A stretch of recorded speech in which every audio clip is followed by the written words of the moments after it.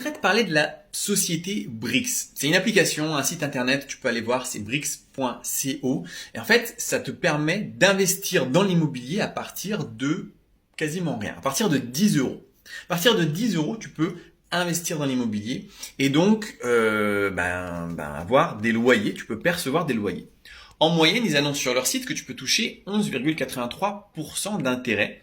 En fait, si tu veux, ils comptent les loyers que tu vas percevoir plus la revente du bien. Alors, il y a plusieurs façons de revendre le bien. En fait, c'est pas vraiment le bien immobilier qui est revendu, c'est seulement tes parts qui sont revendues et qui sont revendues à travers un marché secondaire qu'il y a sur l'application. Donc, on peut penser que c'est super cool. Et d'ailleurs, j'aimerais bien ton avis dans les commentaires pour me dire si c'est bien ou pas. Moi, je vais te dire ce que j'en pense. Je pense que, donc, ils te proposent en moyenne, c'est 5% d'intérêt de loyer et la revente. D'accord, à 8%, ce qui fait en gros 12. Je pense que 5% d'intérêt en immobilier, avec de l'argent investi soi-même, c'est archi nul. Attention, tu vas voir qu'à la fin, je vais dire qu'il y a quelque chose d'absolument génial dans Brix. Mais ça, là, c'est nul. C'est nul. Parce que, en fait, si tu investis toi-même, tu peux investir dans l'immobilier avec un effet de levier du crédit. C'est pas ton argent à toi que tu mets. Je te déconseille fortement, en tout cas dans ce que j'essaye de te montrer, de devenir financièrement indépendant, on évite, si tu veux, d'investir son argent directement. On essaye de faire des crédits.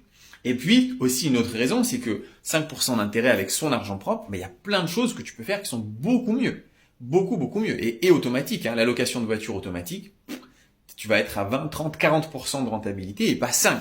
Donc, on a l'impression que c'est cool parce qu'on se dit, ah ouais, cool, je vais pouvoir dire que j'ai investi dans l'immobilier. En fait, tu as mis 300 balles dans l'immobilier. Donc, en fait, ça, d'après moi, c'est nul.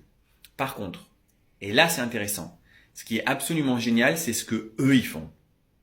Et il faut pas chercher à être un mec qui finance Brix, mais il faut chercher à être un gars qui est Brix. C'est-à-dire que eux, ils achètent des biens immobiliers avec 50% d'apport. 50% d'apport, c'est ce que les gens mettent.